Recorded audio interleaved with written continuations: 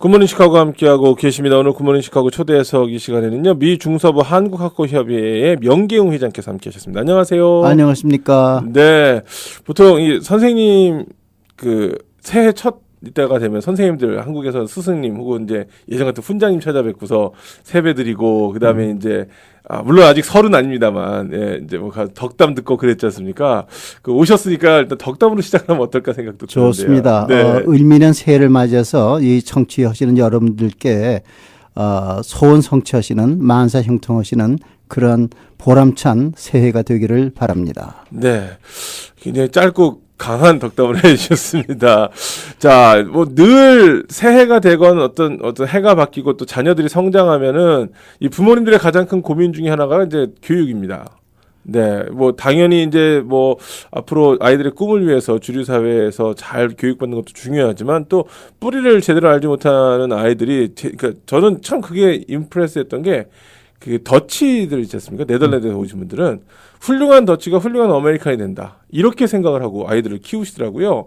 그런 면에서 봤을 때 훌륭한 한국인이 훌륭한 미국인이 될 것이다라는 주류사회에 훌륭한 주류사회 사람이 될 것이다라고 하는 그런 맥락에서 한국 교육이 굉장히 중요하다고 볼 수 있지 않겠습니까? 예, 아주 상당히 중요한 말씀을 하셨는데 그 더치 트루시란 말은 우리가 60년대 한국에서도 각자 먹은 걸 각자 낸다는 얘기인데 네네. 이게 상당히 프랙티컬한 그런 생각이죠. 그렇죠. 우리 한국 문화가 지금 미국 사회에서 이제 한류를 통해서 이제 선전은 되고 있는데 좀 더 그 정체성 확립이 상당히 중요한 것입니다. 네네. 그래서 지난 7, 8월에 재외동포재단이 한 81개국에 있는 한글학교 교사들에게 380명에게 도대체 외국에서 한글을 가리키는 이유가 뭐냐 이렇게 물었더니 그 80%의 대답이 정체성 확립이라고 이렇게 돼 있고 또 우리 이진원 아나운서도 아시겠지만 우리 미 중서부 한국학교 협의회 그 모토가 뭔거니 한글 교육을 통해서 우리 자녀들의 정체성 확립이 우리 미주동포의 미래의 중요한 관건이라는 거 그것을 갖다 우리가 계속 강조하고 있죠. 네. 맞습니다. 우리 정체성 확립한다는 게 사실 쉽지는 않아요. 쉽지 않아요. 게다가 1세대, 1.5세대 정도면 그런 대로 되는데 이제 3세대로 내려가면은 이 정체성이 없어질 가능성이 많기 때문에 그래서 우리 한국학교에서 이제 한글과 한국 문화를 통해서 우리 정체성 확립 그러니까 우리 재미동포는 코리안 아메리카니까 양쪽 문화를 흡수해서 좀 더 활발한 리더십을 기르자는 게 우리 그 미중서부 한국협회의 모토이기도 합니다. 네네. 자, 이렇게 이제 그 한국 교육을 하시려고 계획을 하시고 지금 이제 아이들이 이제 겨울방학에 들어갔고 이제 새학기가 이제 곧 시작되지 않습니까? 우리 한국학교협의회도 2015년 준비하시는 게 많을 것 같습니다. 어떻습니까? 뭐 별다른 준비는 아니라 우리 연내 행사가 있거든요. 네네. 그것만 따라가더라도 한 해가 금방 지나는 것 같은데 그렇죠. 이제 11월 달에는 소위 꿈나무 열린 마당이라고 그래서 네. 이제 아이들 학예 발표와 또 글짓기 대회가 있고 또 5월에는 또 5월의 하늘이라고 그래서 전통 놀이마당 운동회가 있고 네네. 또 말하기 대회가 있고 네네. 장학금 수여가 있고 그리고 그 사이에 이제 2월 달하고 이제 8월 달에 교사 연수회가 있습니다. 네. 그러니까 이러한 그 연례 행사만 따라가더라도 꽤 좀 바쁜 그런 입장인데 사실은 그래요. 한국학교라는 것이 이 미주 사회에서는 이제 일주일에 한 번씩 하는 거기 때문에 아이들에게 이제 완전한 한국어를 배워주려면은 그 부모님들의 협조가 굉장히 필요한 것입니다. 그래서 이제 일주일 동안의 그 빈 시간을 집에서 이제 부모님들이 의식적으로라도 아이들하고 한국어로 이제 말을 해야 되는데 뭐 솔직히 말하자면 참 아이들에게 한국어로 말한다는 게 쉬운 일은 아니에요. 네. 왜냐하면 의사소통이 영어 빨리니까. 그렇죠. 그러니까 영어는 그렇지 답답하니까 영어로 해버리는데 이게 참 한국 부모가 아이들에게 한국말을 한다는 게 당연한 것 같으면서도 실질적으로는 그게 쉽지 않은 일입니다. 그렇습니다. 근데 이렇게 이 자녀들 보면은 이제 사실 그 한국말로 안 하시는 게 말씀하신 대로 답답해요. 그래요. 예, 아이가 뭐라고 하면 그걸 설명해주기가 힘들어서 근데 그 대부분 성장한 2세들, 3세들을 봤을 때 어렸을 때 우리 어머니 아버지가 나한테 한국말 하라 할 땐 정말 싫었는데 커보니까 너무 고맙다라는 게 거의 한 90% 이상인 것 같아요. 그 옛날에 우리가 70년대 미국 왔을 때는 우리는 한국 사람이니까 한국어를 배워야 된다 이런 식으로 강조를 했었는데 네. 요즘엔 그게 아니죠. 아니죠. 왜냐하면 하나의 네. 스펙, 네. 우리 한국 사람은 스펙 경쟁력이죠. 그렇죠. 경쟁력. 경쟁력으로서 한국어를 배워야 되고 네. 지금 이중언어 갖고서는 안 됩니다. 최소 3중어. 그러니까 우리 코리안 아메리칸 자녀들은 한국어, 영어, 네. 그 밖에 하나 뭐 스페니쉬어라든가 이런 중국어라든지 네. 중국어라든지 이런 3중어를 해야 앞으로 이제 살아남을 수 있는 가능성이 많은 거거든요. 그렇죠. 그러니까 한국어를 배운다는 건 하나의 머스트입니다. 필수 조건이죠. 네, 왜냐하면 말씀하셨던 대로 미국이 이제 그 유나이티드 아니겠습니까? 그렇죠. 그러니까 그 다른 이민자들이 와서 만들어 놓은 나라이기 때문에 예를 들어서 남미에서 이민 온 사람들은 그 사람은 영어하고 스페니쉬는 일단 기본으로 되잖아요. 예를 들어서. 그렇죠. 저희는 한국에서 왔는데 한국어가 안 된다는 게 사실은 이 주류사회 분들한테 이해가 안 될 거란 말이죠. 그 제가 한 24년간 시카고 퍼블릭 스쿨에서 일을 했었는데 네. 그때 이제 그 뭐 쇼건인가 하는 유명한 그 일본 영화가 네네. TV로 나왔더랬거든요. 네. 근데 마침 그 선생님들 중에 일본 제페니스 그 2세 선생이 있었단 말이에요. 그러니까 미국 교사들이 네. 거기에서 일본어로 무슨 뜻이냐고 물어봤더니 이 쇼군이 여자가 무슨 뜻이냐고. 예. 전혀 모르는 거야. 쇼군을요? 전혀 안 거예요. 그러니까 미국 교사들이 그래요 했지만 속으로 그 눈치가 네. 어떻게 네가 일본 자파니스 아메리칸인데 그것도 모르는 식으로 좀 경멸스러운 표정을 짓더라고. 네네. 그러니까 이제 이런 점에서 볼 때 하여튼 우리 코리안 아메리칸 우리 자녀들은 하여튼 한국어도 잘해야 되는데 네. 어중간하게 뭐 커뮤니케이션 수준만 돼서는 또 안 돼. 경쟁이 없습니다. 그러니까 잘 읽고 말 잘하고 쓸 수 있는 이런 단계까지 가야 이제 하나의 그 경력으로서 인정이 되는 거죠. 그렇죠. 그런 점에서 이 한국 학교 우리 와서 한국 교육을 제대로 받는 것이 한국어 교육을 받는 것이 부모가 가르치는 건 한계가 있어요. 아무래도. 네, 좀 그런 점에서 중요하지 않나 생각이 그러니까 듭니다. 학교하고 이제 부모하고 서로 네네. 협조해서 해야 되는데 지금 뭐 한국어를 제대로 못 배운 이제 우리 2세들이 이제 사회 진출해서 무슨 그 뭐 치과 의사라든가 병원 의사들처럼 무슨 이렇게 환자 취급할 때 그때 이제 한국어가 필요하다는 걸 느끼고 그때 와서 이제 한국어를 배우는 사람들 꽤 있거든요. 그렇죠. 그러니까 이제 근데 솔직히 말해서 자녀들에게 한국어를 가르치는 게 쉬운 일은 아닌 게 토요일마다 활동이 굉장히 많잖아요. 많죠. 그걸 다 제쳐놓고 올래니까 사실은 힘든 일이에요. 쉽진 않은데 그리고 또 그런 말씀하셨다시피 부모와 학교와 자녀가 같은 길을 가야 되는데 학교에서 가서 한국어 배우고 집에 와서 계속 영어 쓰면 사실 그 뭐 하루 가서 몇 시간 배우는 게 무슨 소용이 있겠습니까? 그렇죠? 그러니까 교육에서 말하는 컨티뉴이티가 없다는 얘기인데 근데 가만히 보면은 역시 그 한국어를 잘하는 학생을 가만히 보면은 네. 그 부모가 아주 전신적으로 그 아이들 교육에 달려드는 것 같더라고요. 그러니까 이 교육도 그렇게 뭐 쉽게 되는 게 아니라 맞습니다. 사실은 그만큼 노력과 네네. 그게 있어야 되는 거지 그게 저절로 되는 건 아니라고 봐요.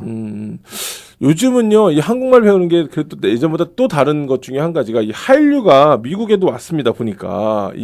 저는 그냥 한류가 동남아시아 쪽에만 머물러서 혹은 유럽에만 있을 줄 알았는데 이게 남미를 비롯해서 지금 전 세계를 휩쓸고 있기 때문에 가끔씩은요, 이제는 어렵지 않게 이 뭐 한국 학교, 물론 아이들은 아니겠지만은 어디에 이 타민족 분들이 와서 한국말을 배우고 너무너무 한국말을 배우고 싶어하는 그런 분들이 굉장히 많아진 것 같아요. 어떻습니까? 그래서 지금 한국어에 대해서 상당히 분위기는 조성이 되는 게 네.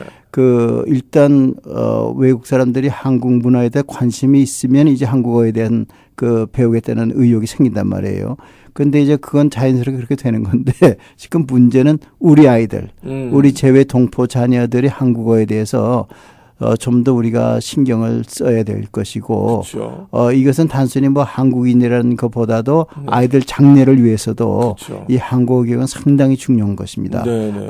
그리고 뭐 우리 한국 부모들이 아이들 자녀 교육에 상당히 관심이 많다고 그러는데 사실 따져보면은 우리만 자녀 교육에 관심 있는 게 아니에요. 이 그렇죠. 미국에도 네. 웬만한 가정 그 앵글 부모들은 굉장히 아이들에 대해서 그 교육에 대해서 튜터링 뭐 이런 거 돈 많이 씁니다. 그러니까 뭐 우리만 부지런한 것도 아니고 우리만 무슨 아이들 교육에 대해서 관심 있는 건 아니거든요. 그렇죠. 그러니까 냉정하게 보고 열심히 헌신하셔야 돼요. 그러지 않으면 이게 힘든 얘기입니다. 네.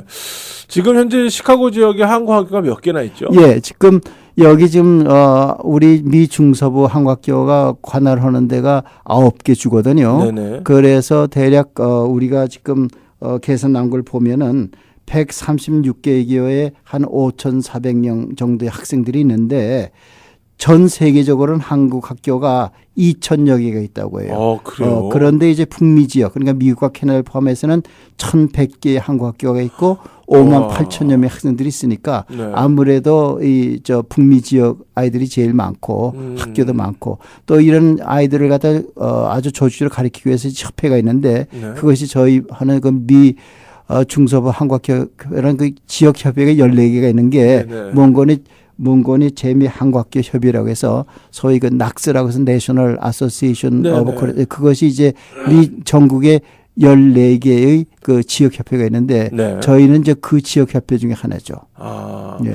그러니까 지금 이렇게 많이 있다는 거 특별히 또 9개 주에서 136개라고 얘기를 하긴 하지만은 사실 시카고 지역이 좀 더 많이 그러니까 나누기 9가 아니라 시카고 지역에 많이 좀 집중돼 있을 것 많이 같아요. 집중돼 있죠. 그리고 네. 협회 무슨 활동할 때 그분들이 많이 오는데 지금 무슨 활동할 때 보면은 이제 시카고 지역하고 위스콘신 그리고 캔사스에서 가끔 오시는데 한 5, 6개 학교가 적극적으로 참여를 해주고 있습니다. 네.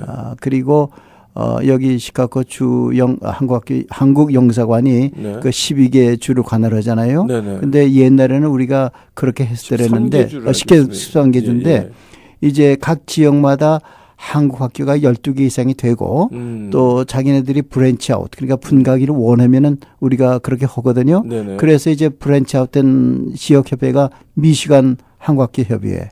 그다음에 인디아나와 켄터키와 오하이오가 또 떨어 나가서 미 중남부 한국학협회 이렇게 해서 이런 협회가 미 전국적으로 14개가 있습니다. 네, 그렇군요. 그러니까 이제는 특별히 시카고 계시는 분들은 어디서 교육을 시켜야 될지 몰라서 못 하겠어요는 못 하시겠네요. 그렇게 하고 또 가끔 저한테 전화가 오더라고요. 그래요? 어느 지역에 좀 아이들 보낼 학교가 있냐? 그럼 또 제가 알려드리고 그러는데. 네네. 하여튼 옛날보다는 한국학교 많이 또 그 교사 수준이라든가 이런 것이 상당히 전문화됐습니다. 옛날에는 주일날 교회에서 그냥 한글 학교로 해서 거저 가르치는 게 있었는데 이젠 그건 아니고 네네. 그리고 또 하나 제가 말씀드릴 것은 이제 여기 총영사관 한국에서는 그 분들은 이제 꼭 한글 학교라고 그래요. 네네. 근데 그게 어떤 점 맞는 점이 있죠. 한글 학교라면 한글을 가르치는 거. 네. 근데 우리는 이제 한국 학교라고 합니다. 왜냐면 글뿐만 아니라 역사 정치성을 가르치기 때문에 한국 학교라고 그러는데 제가 이제 한국에서 온 분들에게 당신 애들 일단 미국에 왔으니까 여기서만은 한국 학교로 좀 해달라 해도 절대 안 해요. 근데 이해가 되긴 되는데 그게 중요한 건 아닌데 명칭이 중요한 거 아니죠. 네, 의미가 중요한 거죠. 근데 어떤 분들은 혼동하는 분들이 있어요. 이게 뭐가 맞느냐. 근데 저희들은 그렇게 한국 학교가 그런 의미에서 썼는데 지금 미 중서부 한국협회도 지금 1985년에 생겨났으니까 한 30년 정도의 역사를 갖고 있습니다. 그리고 굉장히 오래됐네요. 오래됐죠. 네. 그리고 낙서라고 해서 재미한국학협회는 35년 정도. 그러니까 꽤 오래됐어요. 그렇군요. 그래서 저희들도 맨 처음 한글 학교를 할까 한국 학교를 꽤 고민을 하다가 결국은 한국 학교에 좋겠다 해서 그렇게 한 거예요. 사실 얼마 전까지만 해도 이렇게 가끔 가다가 광고 같은 걸 보면은 한글 학교라고 되어 있는데도 볼 수 있었어요. 요즘은 거의 다 한국 학교로 한글 학교를 거의 본 적이 없는 것 같은데 좀 우스운 얘기를 하자면 이제 지원금이 이제 주로 그 한국에서 나오거든요. 네네. 그러니까 어떤 분들은 한국보다 한글 학교라면 좀 지원금이 많지 않을까. 근데 그게 나중에 이제 다 알아차리고 다시 한국 학교로 돌아가는데 물론 한글 학교, 한국 학교면 그게 문제는 아니라 그쵸. 그저 그렇다는 걸 말씀드리는 겁니다. 네, 아니 그 얘기를 잘해주신 게 많은 분들이 좀 왜 한글 학교라고 안 하고 한국 학교라고 할까? 또 반대로 또 왜 다들 한국 학교라고만 이렇게 고집을 할까라고 하면서 물론 이제 저처럼 이해하시는 분들도 계실 거예요. 이게 한글이라고 하는 언어만 가르치는 게 글만 가르치는 게 아니라 언어만 가르치는 게 아니라 거기 가면 굉장히 액티비티가 다양하더라고요. 무슨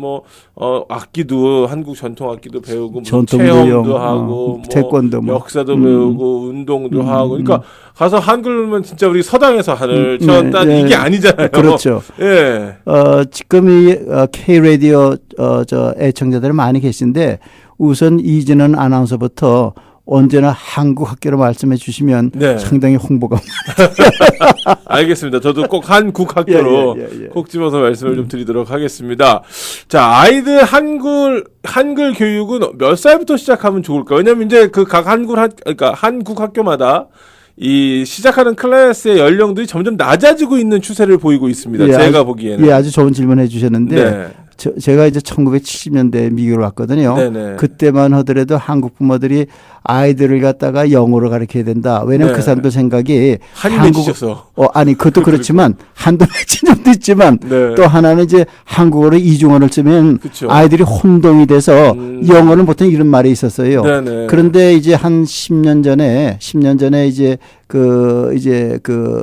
뉴욕에 있는 그것도 한국 의사분인데 네. 그 우리 뇌에서 이제 언어가 어떻게 되는 걸 측정했거든. 네네. 그래 가지고선 한 말이 뭔 거니 아이들은 어렸을 때 그러니까 3살, 4살 어렸을 때 외국어를 한 3개까지는 가르치기 시작하면은 그 발음이나 모든 게 아주 네이티브 스킬이 된다는 말이 나왔어요. 그러니까 아이들은 어렸을 때부터 뭐 3살, 4살 좋으니까 어렸을 때부터 가르치는 것이 좋고 그때부터 2중, 3중어로 가르치면은 좀 지나면은 퍼펙트리 네이티브 스피커처럼 발음이 되니까 지금부터 그걸 생각하셔서 우리 부모, 우리는 뭐 다 이미 늙은 세대지만 젊은 부모들은 지금부터 아이들에게 한국어, 영어는 뭐 자동적이고 네. 뭐 스페니쉬라든가 중국어를 지금부터 가르치셔야 돼요. 아니 그 지금 말씀을 들으면서 화교 집안이 생각이 났어요. 굉장히 부러운 게 이분들은 한국어, 영어, 중국어를 그냥 3개를 다 플루언트하게 하시더라고요. 맞아요. 제가 네. 지금 제일 주시하는 것이 제중동포들. 네. 걔네들은 3중어를 플루언트로 한다고. 그러니까요. 그런데 제가 놀란 게 지난번에 한국 드라마를 보니까 네. 그 옛날에는 그 아이들 방에다가 어린애들 방에다가 뭐 영어를 써붙여놨잖아요. 네. 애플 뭐 네, 맞아요. 근데 이제 중국어를 써붙였다고. 그러니까 모국인 한국인들은 얼마나 스피디하게 빠른 거를 우리가 정말 그치. 우리 재미 동포들이 정신 차려야지 잘못하면은 우리가 역전이 될수 있어요. 역전에 옛날에 미국 왔다 우리가 좀 그랬는데 네. 이거 잘못하면 정말 모국 동포들에게 우리가 따라잡힌다고. 그러니까 제일 중요한 것이 한국어, 영어, 중국어, 뭐 스페니쉬어 3중어를 해야 앞으로 아이들에게 살아남을 이 전략입니다. 세대가 바뀌었다는 느낌이 드는 게 옛날에는 2개 국어만 해도 먹고 사는데 지장 없다. 이렇게 얘기를 했거든요. 근데 요즘은 트라이링기얼. 바이링걸도 아니고 이제 트라이링걸. 트라이링. 그렇습니다. 뭐 어쨌거나 지금 교육이라고 하는 입장에서 봤을 때는 그 흐름에 반드시 우리가 부모님들이 민감하셔야 되고 어떻게 보면 흐름을 앞서갈 필요까지는 없지만 흐름에 뒤처져서는 또 안 될 거라고 생각이 되고 감사한 거는 그런 면에서 이 한글 교육, 한국어에 대한 교육이 좀 더 좀 이렇게 스팟라이트를 받고 있다. 조명을 받고 있다. 이런 점에서 굉장히 좀 바람직하다고 보여집니다. 우리 마무리할 시간이 벌써 다 돼 가고 있는데요. 그래서 예. 제가 볼 때는 이 한국어 K-라디오, 한국어 네. 방송이 상당히 중요한 거거든요. 네네. 그러니까 우리 이 방송을 즐기신 여러 애청자들께서는 많이 한국 방송에 좀 후원해 주셔서 이 한국어 방송이 계속 네. 이게 돼야 한글 교육에 상당히 도움이 되는 겁니다. 맞습니다. 예. 자, 그런 면에서 우리 또 새해에는 여러분들이 좀 한번 자녀들을 위한 한글 교육, 한국어 교육에 조금 더 투자를, 시간을 뭐 여러 가지를 좀 해보셔서 이렇게 좀 아이들이 우리가 주류 사회를 통해서 미국 사회에 살아가지만 뿌리를 잇지 않고 이거 헷갈리면은요. 본인이 힘들어요, 사실 아이들이. 맞아요. 예, 그렇기 때문에 그런 부분에서는 좀 우리 한글 교육에 관심을 좀 가져주시기를 부탁을 드리겠습니다. 자, 오늘 공식적으로 오늘 사실 첫 방송이지 않습니까? 새해 첫 방송에 또 이렇게 한글과 더불어서 새해를 시작하니까 굉장히 뜻깊다고 생각이 됩니다. 오늘은 미 중서부 한국학교협의회 명계웅 회장께서 함께하셨습니다. 나와주셔서 감사합니다. 감사합니다.